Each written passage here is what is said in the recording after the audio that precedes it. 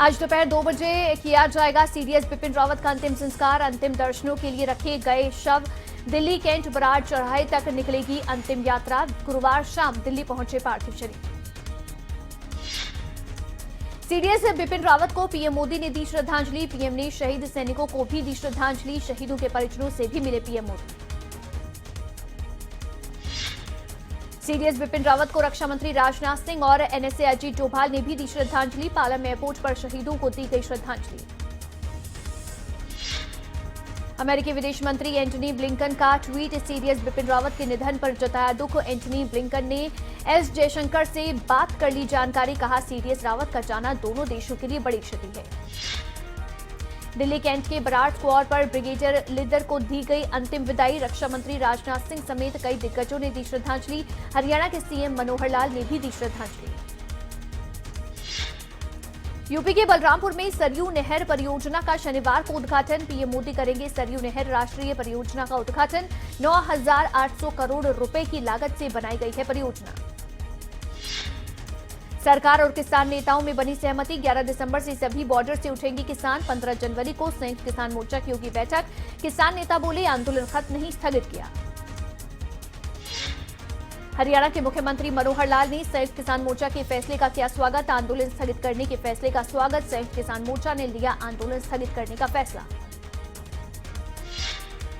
राज्यसभा सांसद विजयपाल तोमर ने आंदोलन स्थगित करने के फैसले का किया स्वागत। किसान नेता राकेश टिकैत पर साधा निशाना। कहा, पहले राकेश टिकैत ने की थी बिल की प्रशंसा। बिल किसानों के लिए बहुत फायदेमंद बताया था।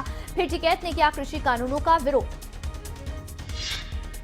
प्रदूषण पर आज फिर होगी सुप्रीम कोर्ट में सुनवाई। दिल्ली एनसीआर में लगातार पोल्यूशन के चलते हवा खराब। लोगों को सांस लेने में हो रही है तकलीफ। देश में कोरोना मामलों में अभी राहत नहीं। 24 घंटे में कोरोना के 8,503 मामले आए सामने। 624 मरीजों की मौत।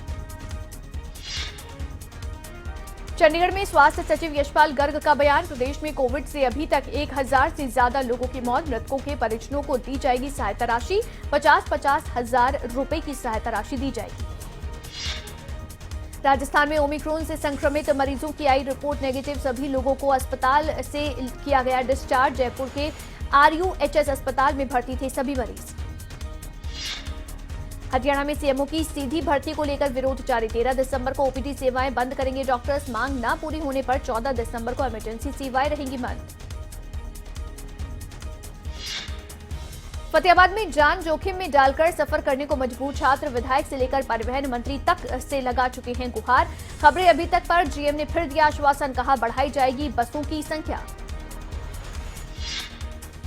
फरीदाबाद में एक युवती बेटियों और महिलाओं के लिए पेश कर रही है उदाहरण। घर के खराब हालात के चलते ऑटो रिक्शा चलाकर परिवार का कर रही है पालन पोषण। सिरसा के डेरा सच्चा सौदा पहुंची पंजाब एसआईटी टीम। बेअदबी मामले में एसआईटी की जांच तेज। बिलासपुर के राजकीय प्राथमिक केंद्र पाठशाला में खुली शिक्षा व्यवस्था के पोल। शिक्षकों के अभाव के चलते 85 छात्रों को पढ़ा रहा एक शिक्षक। लंबे समय से स्कूल में है शिक्षकों की कमी। बाजपुर में एनएचएम के संविदा कर्मचारियों का प्रदर्शन। तीसरे दिन भी कार्य बहिष्कार रहा जारी। पूर्ण रूप से कार्य बहिष्कार करने की दी चेतावनी। बाजपुर में चीनी मिल में नियुक्ति की मांग को लेकर मृतक के आश्रितों का अनिश्चितकालीन धरना प्रदर्शन। 20वें दिन भी जारी रहा धरना प्रदर्शन। प्रदेश सरकार के खिलाफ की नारेबाजी। फतेहाबाद में मामूली सी बात को लेकर छात्रों में हुआ विवाद। एक छात्र को नुकीली वस्तु और ईंटें मारकर किया घायल। गंभीर रूप से छात्र घायल, अस्पताल में भर्ती। रोहतक में दहेज न देने से टूटी एक और शादी। लड़का पक्ष पर 10 लाख रुपए और गाड़ी मांगने के आरोप। चरखी दादरी में अधिकृत जमीन पर कब्जा लेने पहुंची police team. Green corridor national highway की जमीन पर कब्जा। खातीवास के ग्रामीणों ने पुलिस टीम का किया विरोध।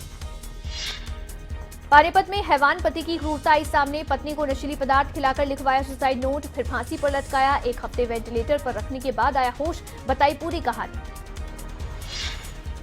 दिल्ली में रोहिणी कोच में हुए धमाके के बाद अब अयोध्या में भी बड़ी चौकसी। जीआरपी ने अयोध्या कैंट रेलवे स्टेशन पर संदिग्धों की तलाश में ट्रेन और प्लेटफॉर्म की चेकिंग की।